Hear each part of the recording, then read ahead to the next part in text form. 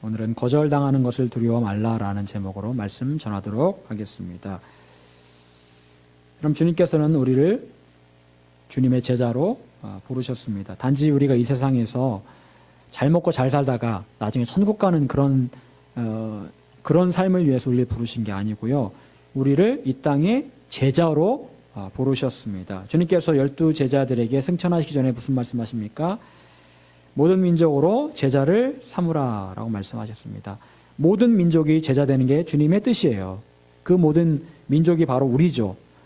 우리를 비롯한 우리가 앞으로 복음을 전할 모든 사람들, 그들이 다 제자가 되는 게 주님 뜻입니다. 단지 12제자만 제자 되는 게 주님 뜻이 아니고요. 모든 사람이 제자 되는 게 주님의 뜻입니다.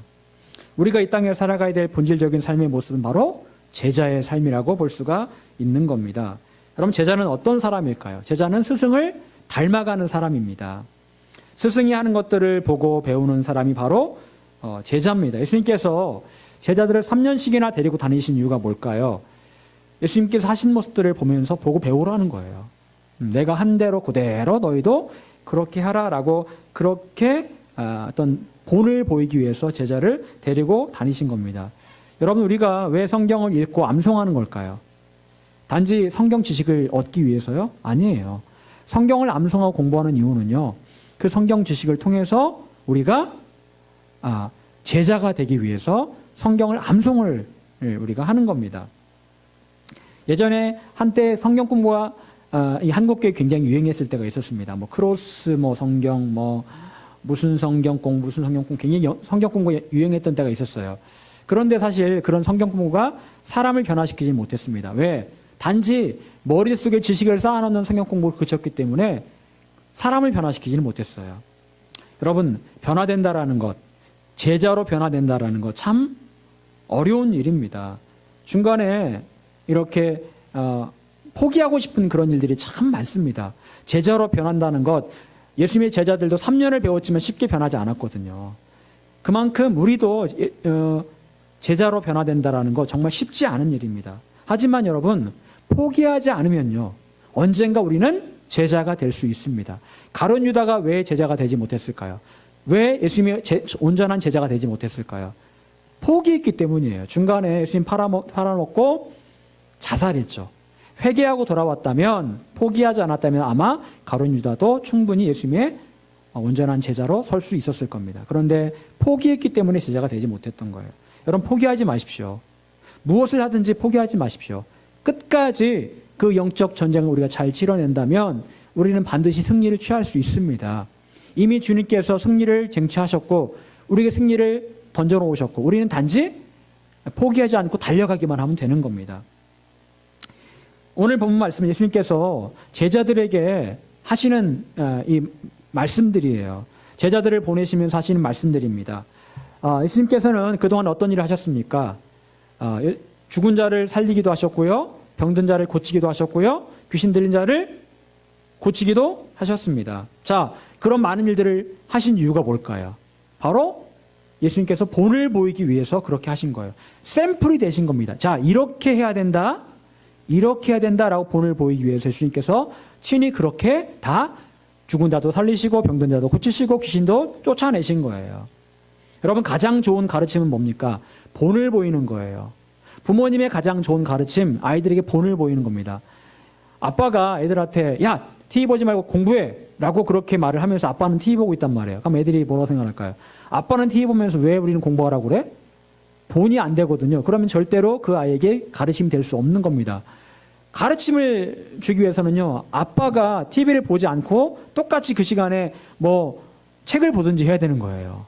여러분, 그렇습니다. 예수님께서는요, 그렇게 직접 삶의 본을 통해서 제자들을 가르쳐 주신 겁니다. 그래서 이렇게 하신 거죠.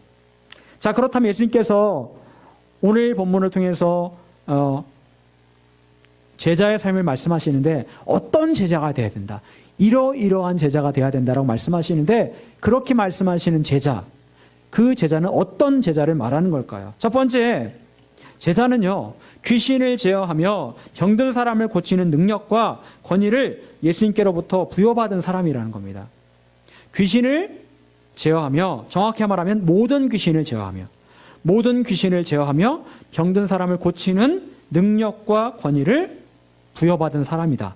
이게 바로 제자입니다. 여러분, 제자는요, 그렇습니다. 오늘 본문에 보니까 예수님께서는요, 모든 귀신을 제어하고 병든 자를 고치는 능력과 권위를 주셨다라고 말씀하세요. 능력, 파워, 권위, authority. 능력과 권위를 주님께서 12제자에게 주셨다라고 말씀하십니다. 자, 12제자에게 주셨다라면 누구에게도 주어진 거예요? 우리에게도 이 권위가 주어진 줄 믿으시길 바랍니다. 우리에게도 모든 귀신을 제어하고 모든 질병을 고치는 능력과 권위가 주어졌습니다. 자, 그런데 문제는 많은 그리스도인들이 이 사실을 잘 모르고 있고 알아도 이 사실을 별로 그렇게 크게 중요하게 생각을 안 한다는 겁니다. 그리고 실제로 이 능력과 권위를 사용하지 않고 있다는 거예요. 제자라면 누구나 이 능력과 권위가 주어졌는데 정작 사용하지 않고 있다라는 겁니다. 과연 내가 할 수 있을까? 내가 귀신을 내어 쫓을 수 있을까? 내가 병든 자를 위해 기도할 때 병든 자가 나을 수 있을까? 이런 고민을 하다가 그냥 끝나고 만다라는 겁니다. 여러분, 주님께서 우리에게 모든 귀신을 제어하고 병든 자를 고치는 능력을 주셨다라고 말씀하시는데 왜 주셨던 걸까요? 이걸 주신 이유가 뭘까요? 오늘 2절에 보니까 하나님의 나라를 전파하며 앓는 자를 고치게 하려고 내보내셨다라고 말씀하고 있습니다. 즉, 그 능력을 주신 이유는 하나님의 나라를 전파하게 하기 위해서. 자, 우리가 귀신을 내어 쫓고 병든 자에게서 질병을 쫓아냄으로 인해서 무엇이 전파된다고요? 하나님의 나라가 전파된다라는 겁니다. 우리를 통해서 하나님의 나라가 전파되길 원하시는 주님께서 우리에게 이 능력과 권위를 주신 겁니다. 첫 번째 주신 능력과 권위가 뭘까요? 모든 귀신을 제어하는 능력과 권위다. 여러분, 귀신은요, 다양합니다. 종류가 다양해요. 어떤 사람이 천국에 갔는데 지옥에 갔는데 지옥에 별의별 귀신들이 다 있더라는 거예요. 그런데 어떤 귀신은 서로 시기하게 하는 그런 귀신, 어떤 귀신은 폭력을 만들어내는 귀신, 어떤 귀신은 음란을 조장하는 귀신이 굉장히 많다라는 거예요. 여러분, 여기서 말한 귀신은 타락한 천사를 말한 겁니다. 사탄은 귀신들의 왕이죠. 그리고 이 귀신들은 타락한 천사들을 말하는 겁니다. 여러분, 그런데 여기 주님께서는 모든 귀신이라고 말씀하세요. 모든 귀신. 자, 그렇다면 귀신의 종류가 상당히 많다라는 걸 알 수가 있죠. 모든 귀신들을 제어할 수 있다. 음란 귀신이든 시기하게 만드는 귀신이든 싸우게 만드는 귀신이든 모든 귀신들을 제어할 수 있다. 여러분, 주님께서 거라사에 있는 귀신 들린 사람에게 쫓아낼 때 그 귀신은 어떤 귀신이었을까요? 군대 귀신이었어요. 군대. 엄청나게 많은 귀신들이 그 안에 들어가 있었어요. 군대. 정말 많은 귀신들이 그 안에 들어가 있다는 겁니다. 그런 귀신을 포함해서 모든 귀신을 쫓아낼 수 있다. 그런 능력이, 권위가 우리에게 주어졌다라는 겁니다.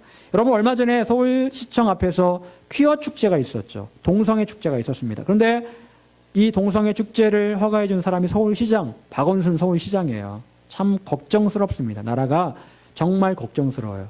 아직도 전 세계적으로 동성 결혼을 인정한 나라가 그렇게 많지 않거든요. 그런데요, 우리나라가 지금 거기 앞장서고 있어요. 우리나라 같은 보수적인 나라에서 앞장서고 있다고 그걸요. 여러분, 저는 이게 결코 그냥 정치적인 문제만 아니라고 생각합니다. 분명히 그 안에 귀신의 역사가 있어요. 귀신들이 이것들을 조장을 하고 있고 그런 분위기를 만들어가고 있는 거예요. 나라의 위정자들을 그렇게 사로잡고 그들을 그렇게 만들어가고 있는 겁니다. 마치 동성애를 차별하면 이거는 민주주의에 반하는 것처럼 그렇게 분위기를 만들어가고 있다는 거죠. 여러분, 그런 귀신을 포함해서 모든 귀신을 제어할 수 있는 능력과 권위가 우리에게 주어진 겁니다. 또한 악한 영들은요, 각 사람을 공격하기도 합니다. 각 사람에게 생각을 집어넣고 어떤 특정한 어떤 그런 걸로 그 사람을 공격하기도 합니다. 그런 모든 귀신을 우리가 제어하고 통제할 수 있다라는 겁니다. 여기서 예수님께서는 제어한다라는 말씀하세요. 제어한다. 제어한다. 여러분, 제어한다라는 말은 무슨 말입니까? 영어로 보니까 컨트롤이라고 돼서 컨트롤한다. 우리가 모든 귀신을 컨트롤할 수 있다라는 거예요. 여러분, 예수님께서 거라사의 그 귀신 들린 사람 쫓아낼 때 어떻게 하셨습니까? 귀신하고 어떻게 하세요? 대화를 하시죠. 대화를 하시면서 귀신이 뭐라고 얘기합니까? 주님, 저를 쫓아내실 것 같으면, 저희를 쫓아내실 것 같으면 저 돼지떼에 들어가게 하십시오. 그러니까 예수님께서 허락을 하십니다. 그러니까 그들이 어디로 가면 돼지떼로 들어가죠. 몰살을 당합니다. 돼지떼는요. 여러분, 뭘 느끼세요? 이게 이걸 보면서 귀신하고 대화한다, 그걸 보자는 게 아니고요. 뭘 우리가 느낄 수 있냐면 예수님께서 귀신들을 컨트롤하는 걸 볼 수가 있어요. 야, 니네 저기로 들어가. 야, 너 누구야? 군대 귀신이야? 나가! 컨트롤하고 이렇게 제어하는 걸 볼 수가 있습니다. 여러분, 주님께서 우리에게 그런 능력과 권위를 부여해 주신 거예요. 여러분, 여기서 이 컨트롤한다라는 걸 우리가 요즘 많이 컨트롤 타워라는 말 많이 쓰죠. 컨트롤 타워라는 게 뭡니까? 컨트롤 타워는 한마디로 말해서 이렇게 어떤 현상이나 어떤 사건의 위에서 밑에를 쫙 내려다보고 조종하는 걸 컨트롤 타워라고 말을 하는 거예요.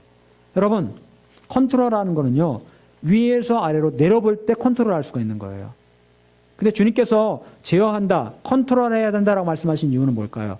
이거는요, 하나님의 시선을 가지고 숲을 보면서 나무를 통제하라는 거예요. 우리는요, 단편적인 그 현상만을 가지고 애가 끓습니다. 막 나를 공격하는 어떤 사람을 보면서 막 그냥 같이 막 공격을 하고 막 화를 내요. 하지만 주님은 뭐라고 말씀하세요? 얘들아, 왜 그렇게 하니? 위에서 아래로 내려봐야지. 제가 예전에 기도할 때 하나님 그런 말씀하셨습니다. 나는 네가 나의 시선을 갖기를 원한다. 하나님의 시선이 뭡니까? 말씀드렸더니 성층권에서 대기권을 바라보는, 그걸 말하는 거다. 높은 곳에서 밑에를 바라봐라. 밑에 어떤 우르릉 쾅쾅거리는 구름이 있는지 바람이 부는지 그걸 밑에서 위에서 아무 변화가 없는 성층권의 밑에를 바라봐라. 그리고 컨트롤해라 라고 말씀하시더라고요. 여러분, 그게 바로 하나님의 시선입니다. 여러분, 마귀는요, 우리가 그 현상 자체에 사로잡히게 만들어요. 나를 공격하는 그 사람 때문에 내가 막 미치도록 만들어버리는 거예요. 아주 막 분노하게 만들어버립니다. 감정적으로 대응하게 만들어버리고요. 하지만 하나님께서는요, 그렇게 하면 안 된다고 말씀하세요. 컨트롤해라. 주님께서 말씀하실 때 그런 말씀하셨어요. 제가 주님의 시선을 가지고 컨트롤할 수 있는 방법이 있다고 말씀하셨습니다. 그게 뭐냐면요, 기도하라라고 말씀하셨어요. 기도하면 기도할수록 독수리가 위로 올라가듯이 올라갈 거다라고 말씀하셨어요. 그리고 위로 올라가면 너의 모든 상황들이나 네 주변의 상황들을 네가 다 꿰뚫어 보게 될 것이다라고 말씀하셨습니다. 하나님의 시선을 갖게 될 거다라고 말씀하셨어요. 기도하면 기도할수록 어느 순간인가 성령께서 우리 기도를 이렇게 주관하시는 그런 경험을 하게 되는데, 그때 우리가 순간적으로 확 주님께로 올라가는 걸 느낄 수가 있습니다. 그렇게 해야 된다고 말씀하세요. 여러분, 주님께서는 그렇게 할 때 모든 귀신을 컨트롤할 수 있다고 말씀하십니다. 귀신만 보면 두렵죠. 떨립니다. 무서워요. 하지만 귀신 너머에 계시는 하나님의 능력, 그리고 나에게 능력을 주신 하나님께서 위임하신 것들을 기억하면 두려워하지 않을 수 있는 거예요. 여러분, 주님의 시선을 갖고 모든 귀신들을 컨트롤할 수 있기를 간절히 축원합니다. 두 번째로 주님께서는 모든 병자를 또한 컨트롤할 수 있다라고 말씀하세요. 모든 병들을 치료할 수 있다라고 말씀하세요. 그런 능력과 권위가 우리에게 주어졌다. 여러분, 어디 아프다라고 말하면 제일 먼저 하는 말이 무슨 말입니까? 그 사람한테 아프다라고 하면 무슨 말 하세요? 예를 들어서 내가 지금 배 아파 죽겠다라고 하면 어떻게 하세요? 솔직히 말하면 어떻게 하세요? 병원 가라고 얘기하지. 병원 가라고. 얼른 병원 가자 얘기하지. 그 순간에 기도하자라고 말하는 사람은 그렇게 흔치 않습니다. 여러분, 어떻습니까? 아플 때 그래요. 병원 가자라고 얘기하지 기도하자라고 얘기하는 크리스찬들 그렇게 많지 않아요. 여러분, 주님께서는요, 분명히 말씀하십니다. 너희는 모든 병을 고칠 수 있는 능력과 권위가 주어졌다. 그 병이 어떤 병이든 간에, 암이든 감기든 뭐든 간에 그렇게 할 수 있다라고 말씀하세요. 물론 주님 뜻이라면 고쳐지지 않을 수도 있습니다. 하지만 기본적으로 주님께서 우리에게 그런 능력과 권위를 주셨어요. 여러분, 이 사실을 믿으십니까? 한번 여러분이 믿음으로 그 일을 행하시기를 바랍니다. 제자라면 그렇게 할 수 있는 능력과 권위가 주어진 겁니다. 그런데 많은 그리스도인들이 안타깝게도 시도조차 하지 않는다는 게 문제라는 거죠. 자, 두 번째로 제자는 어떤 삶을 살아가는 사람일까요? 제자는 주님께서 책임지시는 것을 믿으며 나아가는 사람이다. 제자는 주님께서 책임지시는 것을 믿으며 나아가는 사람이다. 여러분, 오늘 본문에서 주님께서는 제자들을 파송하시면서 이렇게 말씀하십니다. 3절에 보니까 이렇게 말씀하세요. 이르시되 여행을 위하여 아무것도 가지지 말라. 지팡이나 배낭이나 양식이나 돈이나 두벌 옷을 가지지 말며. 자, 너희들이 앞으로 전도 여행을 가게 될 텐데 아무것도 가져가지 말아라. 옷도 돈도 양식도 지팡이도 아무것도 가져가지 말아라. 여러분, 이 얘기는 무슨 말일까요? 이 얘기는 무슨 말입니까? 그냥 굶으면서 그냥 꾀지지한 옷으로 그냥 그렇게 살라는 얘기일까요? 이 얘기는요, 다른 말로 바꾸면요, 그런 얘기입니다. 내가 다 책임져 주겠다. 내가 다 책임져 줄 테니 먹을 것도 입을 것도 지팡이도 돈도 아무것도 가져가지 말아라. 빈몸으로 가라. 이렇게 말씀하고 있는 겁니다. 여러분, 제가 예전에 대전에 있을 때 청년부를 담당을 할 때 청년부를 데리고 강원도 선교를 4박 5일로 갔던 적이 있었습니다. 제가 우리 청년들에게 조를 나눠서 그렇게 제가 얘기를 했습니다. 너희들이 각자 맡은 기도한 지역으로 가되 일체 돈을 써서는 안 된다. 돈 다 내놔. 교통비 마지막 날 올 수 있는 교통비 빼놓고는 다 내놔. 그리고 일체 돈을 주지 않고 5명 정도로 해가지고 조를 나눠서 보냈습니다. 3박 4일간 있다가 마지막 강원도 정선에 어떤 그 휴양림으로 오라고 했어요. 자, 그런데 그 친구들이 처음엔 걱정을 하더라고요. 바로 첫날 전화가 왔습니다. 첫날 밤 10시에 전화가 온 거예요. 목사님, 어떻게 하면 좋겠습니까? 왜? 했더니 목사님, 잘 데가 없어요. 아무리 알아봐도 잘 데가 없어가지고 어떤 교회에 왔습니다. 막 그러는 거여서 내가 웬만하면 교회 가지 말라고 했거든. 교회 가지 말고 다른 모르는 집에 들어가 자라라고 했는데 교회 갔더라고요. 근데 교회에서도 쫓겨났다는 거예요. 사모님하고 목사님이 싸워가지고 사모님이 지금 그럴 분위기 아니라 다 나가라고 했대. 그래서 다 쫓겨났다는 거예요. 밤 10시에. 그래가지고 어떻게 하면 좋겠냐고 막 전화가 온 거예요. 그래서 주여, 어떻게 하면 좋겠습니까? 제가 그때 원주에 있었고 그 아이들이 홍천에 있었거든요. 한참 가야 돼요. 홍천까지 가려면. 어떻게 하면 좋겠나. 야, 얘들아, 기도해라. 기도하고 다시 한번 그분한테 가서 좀 사정 얘기를 좀 해라. 얘기를 했더니 겨우겨우 사정 얘기를 해서 들어갔어요. 처음부터 그래가지고 걱정을 많이 했는데 다행히도 그 다음날은 또 이렇게 마을 회관 가서 또 자고 또 어디 가서 자고 이렇게 잘 하더라고요. 또 어떤 아이들은 이렇게 어떤 할아버지 집에 들어가가지고 막 자고 뭐 이렇게 애들 그렇게 잘 하더라고요. 잘 얻어먹고 일 도와드리고 얻어먹고 소똥 치우고 얻어먹고 막 그렇게 했어요. 그 복음도 전하고 그걸 보면서 이제 확실히 이제 애들이 이제 그걸 아는 거죠. 그렇구나. 우리가 하나님의 이름을 가지고 나아갈 때 하나님께 책임지시는구나. 그거를 분명히 그 아이들이 알 수가 있었습니다. 여러분, 그렇습니다.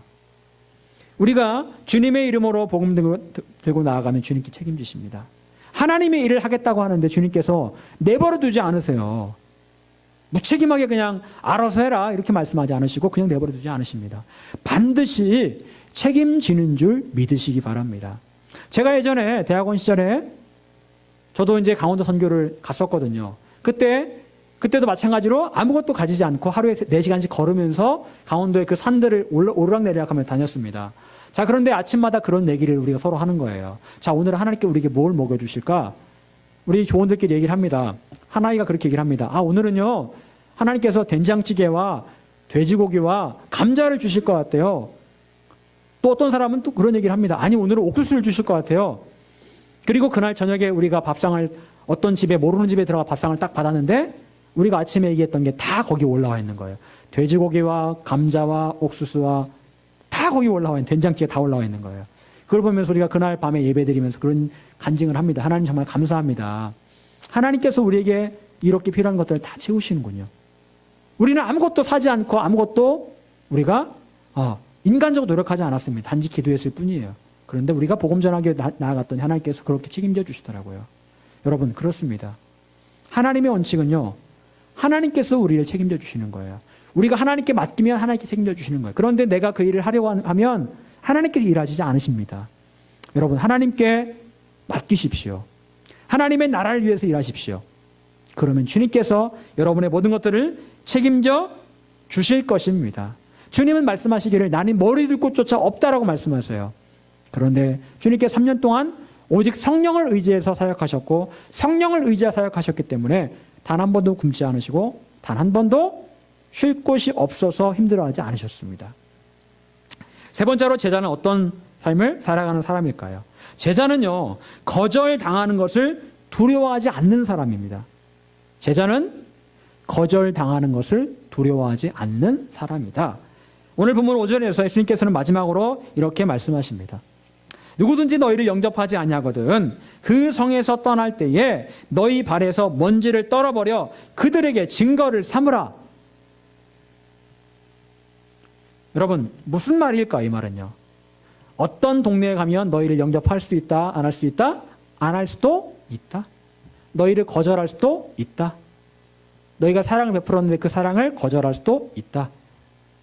그런데 그것 때문에 상처받지 말아라 라고 말씀하시는 거예요. 과감하게 먼지를 떨어버려라. 이거는 복음을 받지 않은 너희 책임이야. 먼지를 떨어버리라는 거예요.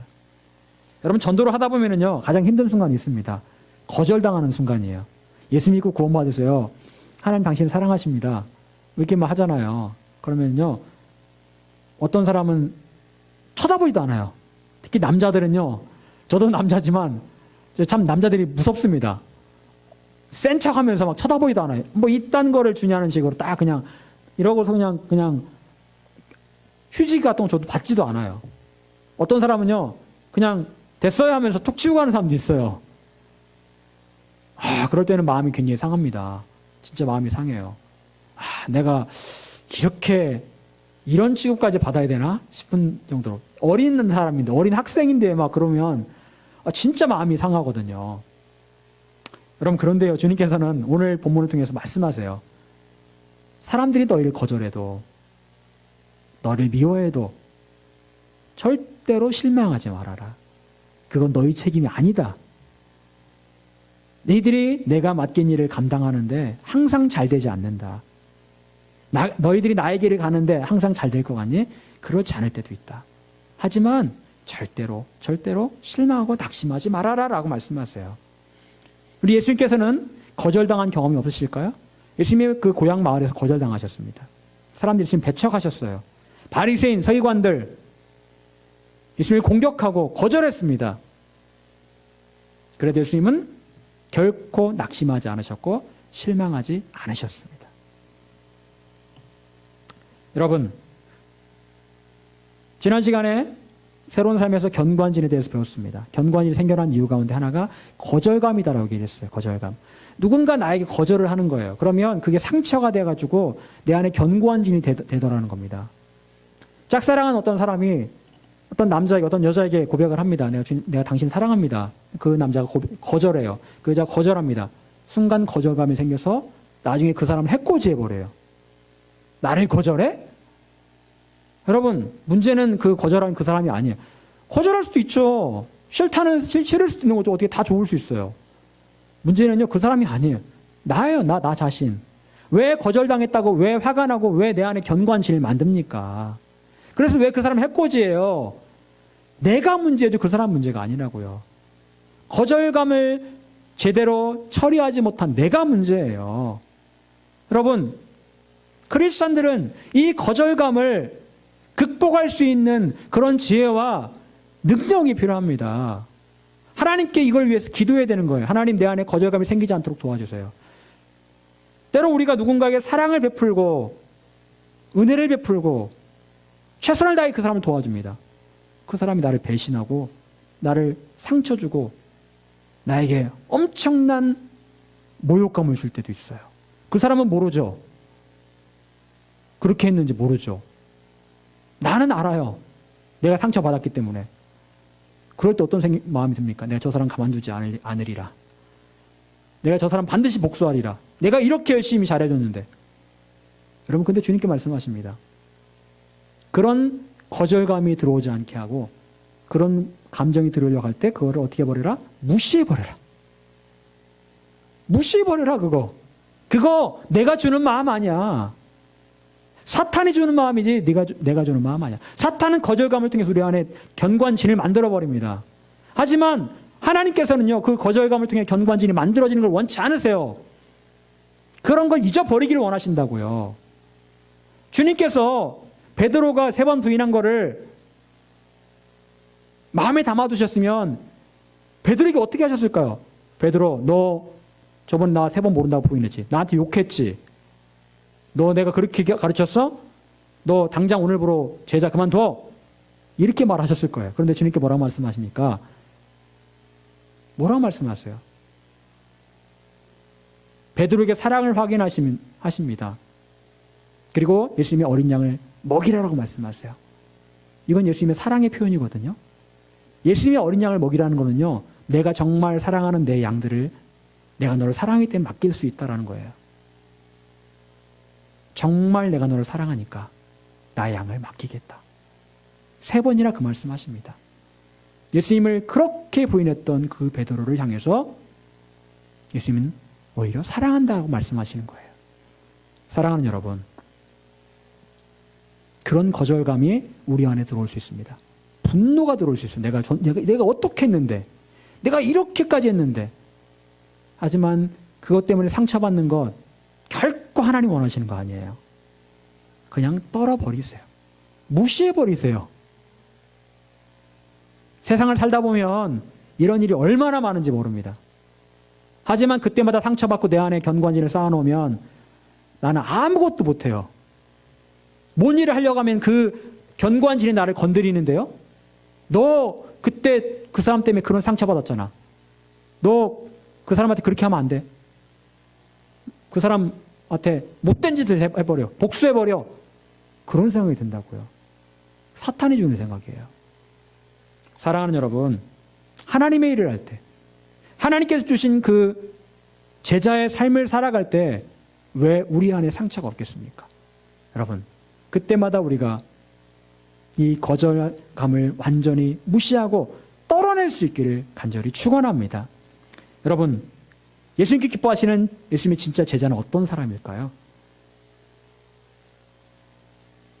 예수님의 진짜 제자는요, 능력과 권위가 있는 사람이에요. 비리비리한 사람 아닙니다. 모든 귀신들을 제어할 수 있는 능력 있는 사람이에요. 권위가 있어요. 주님께 권위를 부여해 주셨습니다. 오사라티를 우리에게 부여해 주셨다고요. 우리 그렇게 할 수 있어요. 내가 뭘 천만에요. 그런 권위가 주어졌습니다. 제자기 때문에요. 모든 질병을 향해서 질병에 관해서 떠나가라라고 선포할 수 있는 권위가 있어요. 여러분, 우리가 질병을 위해서, 질병 낫기를 위해 기도할 수 있지만 동시에 질병의 권세가 떠나가도록 권위를 가지고 선포할 수 있어야 됩니다. 또한 제자는 어떤 사람일까요? 제자는 주님만을 의지하며 나가는 사람이에요. 주님께서 우리가 제자의 삶을 살아가면 다 책임져 주실 겁니다. 그것이 무엇이든 먹든 입든 무엇이든 책임져 주실 것입니다. 오직 주님만을 의지하시기를 바랍니다. 마지막으로 제자는 어떤 사람일까요? 제자는 내가 전하는 복음, 내가 베푼 희생, 내가 나눠준 사랑이 설령 거절된다 할지라도 상처받지 않아야 돼요. 당연히 그럴 거다라는 그런 각오를 하십시오.